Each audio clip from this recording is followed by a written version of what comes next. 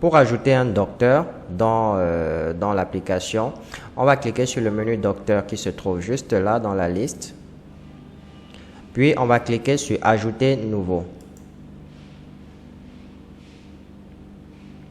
Ensuite, on va renseigner les informations du docteur, son prénom, son nom, son adresse email, son numéro de téléphone. Comme je vous ai dit, à chaque fois sur le numéro de téléphone, il faut ajouter 237 pour ne pas avoir d'erreur.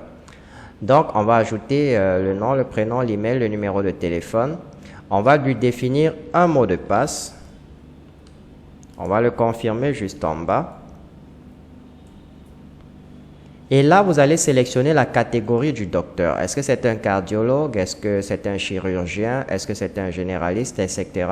Raison pour laquelle, avant d'ajouter les docteurs, il faut au préalable ajouter la catégorie du docteur. Ensuite, vous avez la qualification. Ça va dépendre de vous. Si vous avez des informations supplémentaires à ajouter sur le docteur, vous allez les noter là au niveau de la qualification. Si vous voulez, au besoin, vous pouvez ajouter une photo en cliquant sur le crayon et vous sélectionnez la photo dans votre ordinateur. Une fois que c'est fait, vous cliquez simplement sur « Sauver ».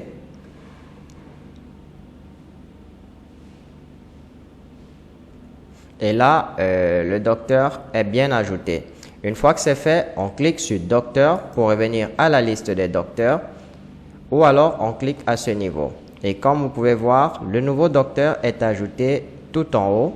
Si on souhaite modifier les informations d'un docteur qui existait déjà, eh bien, au niveau de la liste, on va cliquer sur le petit crayon, juste là. Et on a la possibilité de modifier l'information qu'on veut, par exemple son prénom. Et une fois que c'est fait, on va sauvegarder de nouveau. Comme vous pouvez voir, désormais le prénom c'est Jean, défaut.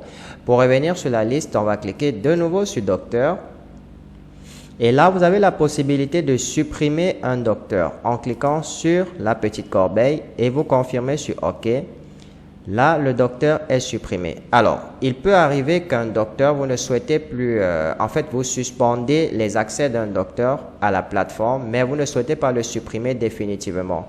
Pour cela, il vous suffit simplement de décocher ce bouton-ci pour désactiver le docteur. Donc, il est toujours dans la base de données, mais il ne peut plus accéder à la plateforme avec ses identifiants jusqu'à ce que l'administrateur principal l'ajoute, le réactive à nouveau.